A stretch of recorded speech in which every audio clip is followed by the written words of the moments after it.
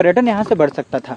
एक चीज़ मैं देखता हूँ जो बहुत बुरा है, कोई भी स्थल हो, दैविक स्थल हो, सरना स्थल हो, जो भी हो, जब चुनाव आते हैं और जहाँ से वोट मिल सकता है हमें, वहाँ ये पॉलिटिकल जो भी कैंडिडेट है वो वहाँ तक कि आर्किटेक्चर इतना ज़बरदस्त था यार, ये बिल्कुल भी मतलब मैं क्या बोलूँ, मैं स्तब्ध हूँ यार देख करके।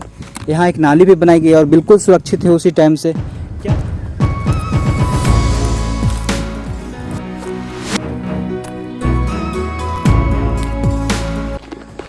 जोहार। तो देवियों और सज्जनों, स्वागत करता हूं आपको एक ऐसे जगह से, एक ऐसे पुरातात्विक धरोहर से, एक ऐसे अपने झारखंड के धरोहर से जिसका व्याख्यान शायद कभी किताबों में छुपा दिया गया होगा, बट अब धीरे धीरे उजागर हो रही है। और जब उजागर हो रही है तो साक्षिप समझ पाना, ढूंढ पाना बहुत लोगों के लिए मुश्किलात की तरह है। इंडियन गवर्नमेंट ही अब कहती है कि पता नहीं ये उन्होंने बनाया कि नहीं बनाया। चलिए, मैं अनबुझ बातें जो मैं कर रहा हूँ वो आपके सामने क्लियर करूँ। मैं हूँ इस वक्त बेनी सागर में, झारखंड के पश्चिम सिंहभूम के सबसे किनारे छोर पे मैं बोलूँगा, क्योंकि मैं इसके पहले खिचिंग गया था जो कि उड़ीसा में है। तो उड़ीसा और झारखंड के बॉर्डर में बिल्कुल ये स्थित है बेनी सागर। एक आपके पास बोर्ड मिलता है, इसमें आप पॉज करके इस बेनी सागर के बारे में पढ़ सकते हैं। मैं तो कहता हूँ पॉज कर लो अभी और पढ़ लो। ये पढ़ लिया। इससे मिले जुले बातें तो मैं करूंगा ही करूंगा, बट इसके साथ साथ मैं कई सारी चीज़ें दिखाऊंगा। इसके पहले खिचिंग के कुछ ब्लॉग्स, कुछ वीडियो जो है वो मिसिंग हो गए थे और उसको बहुत अच्छे तरीके से जो मैंने बोला था वो गायब हो गया। डेटा बहुत ज़्यादा भर जाने पे करप्ट हो जाता है। तो इस वक्त मैं आपको घूम घूम कर बेनी सागर के बारे में बहुत कुछ बताने वाला हूँ और क्यों आपको आना चाहिए और क्या मायने रखते हैं झारखंड के पर्यटन स्थलों में से, इसका वैल्यू क्या है वो मैं बताने वाला हूँ। चलिए हम इस ब्लॉग को स्टार्ट करते हैं। तो मैं सारी कहानी आपको बताऊं, उस कहानी से पहले ये बताना मेरे लिए जरूरी हो जाता है कि इस वक्त जो तालाब अभी आप देख पा रहे हैं, ये सारी कहानी स्टार्ट होती है यहाँ से। इस तालाब का नाम है बेनी सागर, जो कि बेनू राजा के नाम पे पड़ी है। सागर के रूप में आप इसको समझ सकते हैं कि इस तालाब को इतना गहरा खुदवाया गया उस वक्त, जिसकी लंबाई कहते हैं इसको कि 300 मीटर के आसपास में। और वास्तव में इस तालाब को जब मैं यहाँ देख पा रहा हूँ, काफ़ी बड़ी है तालाब।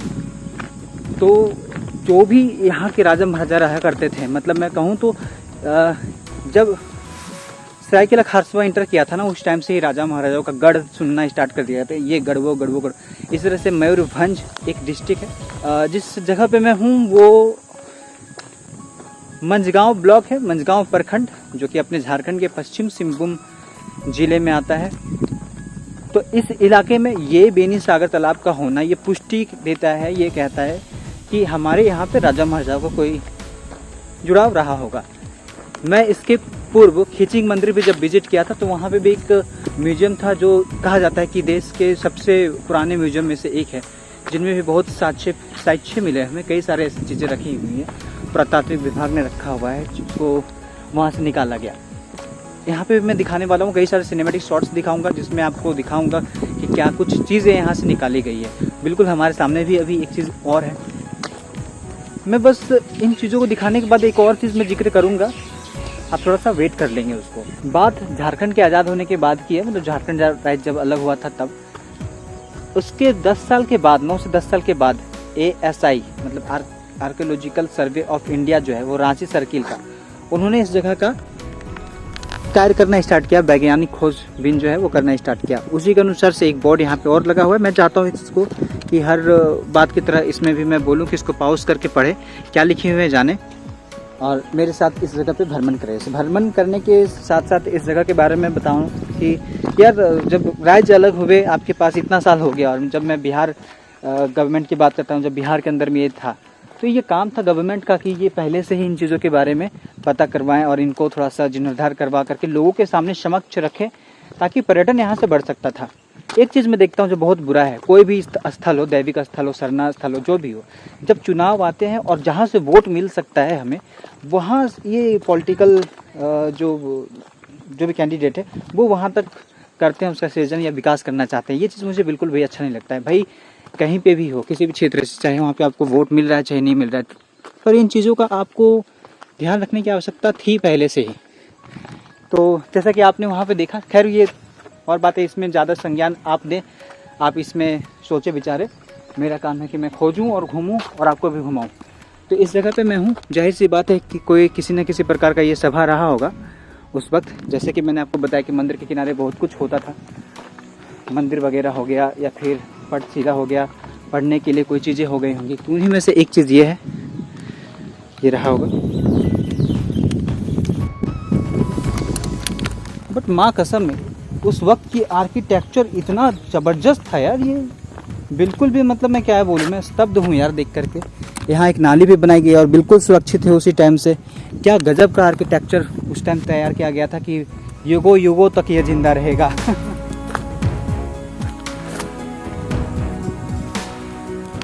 तो मैं इस वक्त तालाब के दूसरे छोर में आया हूँ और ये पीछे देख सकते हैं एक और मोनूमेंट है।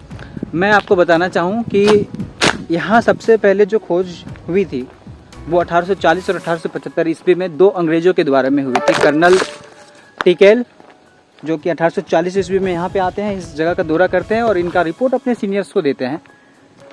और दूसरा 1875 JD Bagler, if I am not wrong, तो वो यहाँ पे आकर के एक रिपोर्ट तैयार करते हैं कि ये सर्वेक्षण जो होता है इस जगह से जो निकलते हैं अवशेष, उसके मापदंड के अनुसार से कुछ ही 7वीं शताब्दी की लगती है।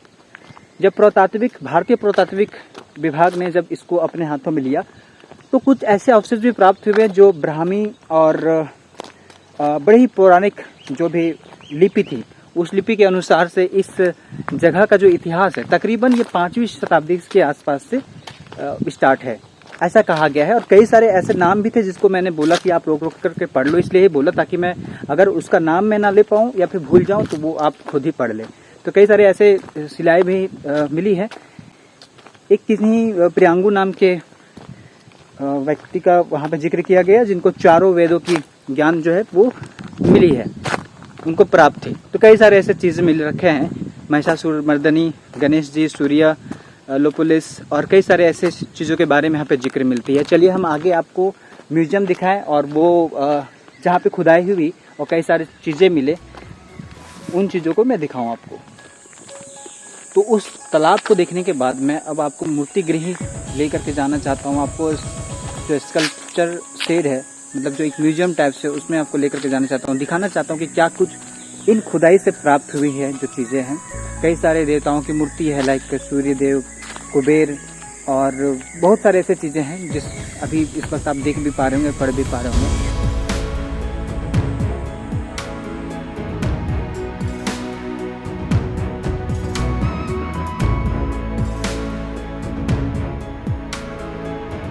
आपने देखा होगा कुछ सारी देवताओं की मूर्ति भी रखी गई और ऐसे ऐसे तरीके की होंगी मूर्ति जो शायद आपने पहले कभी नहीं देखा होगा जीवंत में। अब मैं आपको उस जगह पे लेकर के जाना चाहता हूँ, या फिर मैं आपको दिखाने वाला हूँ जिस जगह से ये सारी चीज़ें प्राप्त हुई। बिल्कुल मैं सामने हूँ। तो अब हम इंटर कर रहे हैं इस खुदाई से प्राप्त वाली जगह पे, जहाँ पे आपको ऐसे ऐसे चीज़ें देखने के लिए मिलेंगी जिसके बारे में शायद आपने कभी कल्पना भी नहीं की होगी।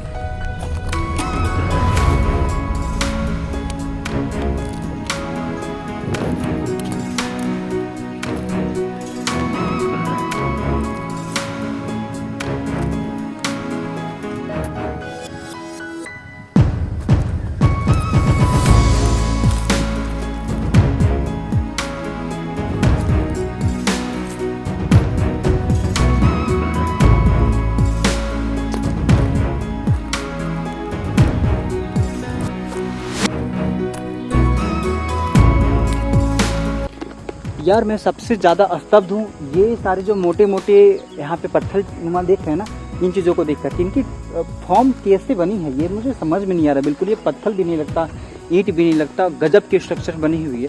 मुझे जहाँ तक ऐसा महसूस हो रहा है देख देख करके। ये तो मैंने बताया आपको कि खूब मोटे मोटे दीवारों का निर्माण किया गया है, कुछ 5-5 चौड़े चौड़े ऐंटे वाले। बट ये वाली चीज़ देख करके मुझे काफ़ी हैरत महसूस हुई।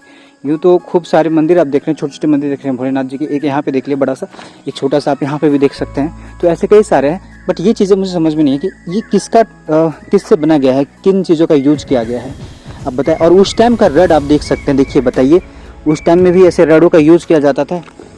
सच में यार भारत महान था हमारा। जिस टाइम शायद लोग आदि मानव थे ना दूसरे दुनिया में, उस टाइम हमारा भारत में यहाँ का क्या ही बोलूँ मैं, सब कुछ बहुत मजबूत था, भयंकर लेवल का। क्योंकि मैंने अभी आपको दिखाया कि क्या कुछ नहीं दिखा। ठीक, एक कुंड भी मैं आपको यहाँ पे दिखाता हूँ, चलो, जहाँ पे लोग नहाते थे। जैसा कि अभी आप देख पा रहे हैं, ये है कुंड, यहाँ पे पानी हुआ करता होगा और यहाँ से लोग जाते थे सीढ़ियों से उतर करके नहाने के लिए। नालियाँ भी मोटी मोटी बनाई गई है, वहाँ पे आप देख सकते हैं कार्यशालात है, कुछ बड़े बड़े हॉल टाइप के आप देख पा रहे होंगे रूम की तरह। देखने और जानने के लिए इस क्षेत्र में बहुत कुछ है, इतना कुछ है कि शायद मैं एक दिन में कवर नहीं कर पाऊँ और बहुत कुछ नहीं बता पाऊँ, तो इसलिए मैं चाहता हूँ कि आप यहाँ पे ज़रूर आएँ। गार्ड भैया का कहना है कि और भी खुदाई का कार्य जारी है।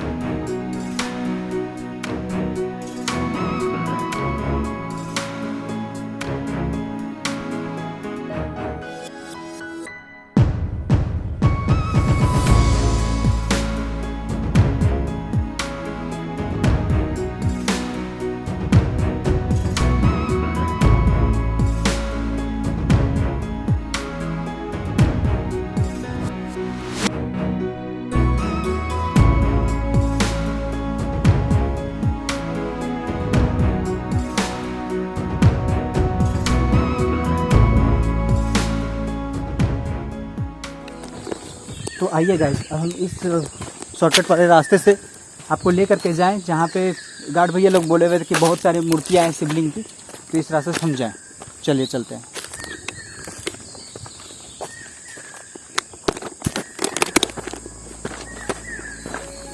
भाई साहब, हरे हरे जंगलों के बीच में आना पड़ रहा है, और आना तो सही था, बट यहाँ पे जो देख रहा हूँ मैं स्तब्ध हूँ यार। कैसी लग रही है इसकी इंफ्रास्ट्रक्चर, ऐसी लग रही है जैसे कि मानो 5-10 साल पुरानी ही होगी। बिल्कुल जीवंत लग रहा है। और ये कितने, 1 2 3 4 5 6 7 कंटिन्यूस 7 मंदिर की तरह लग रही है, और सातों में शिवलिंग है, सातों के सातों में शिवलिंग है। बताइए भाई साहब, क्या इतिहास है हमारा यार।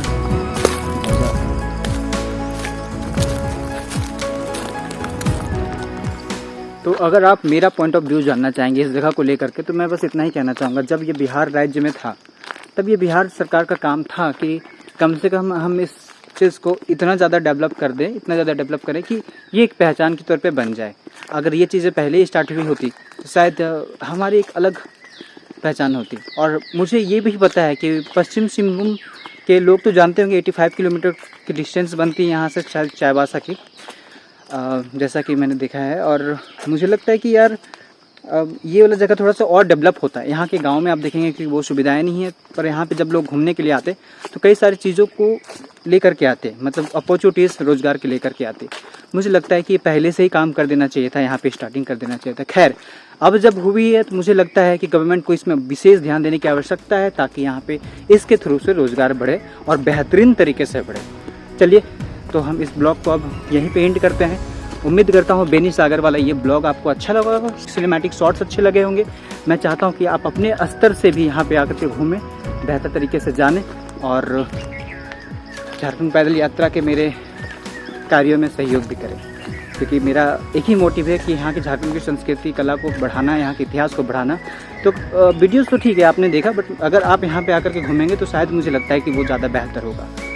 मिलते हैं आपसे अगले ब्लॉग में, तब तक के लिए खुद का ख्याल रखें, खुश रहें, and never forget, keep trying, keep learning and keep preventing your own trees. जोहार झारखंड।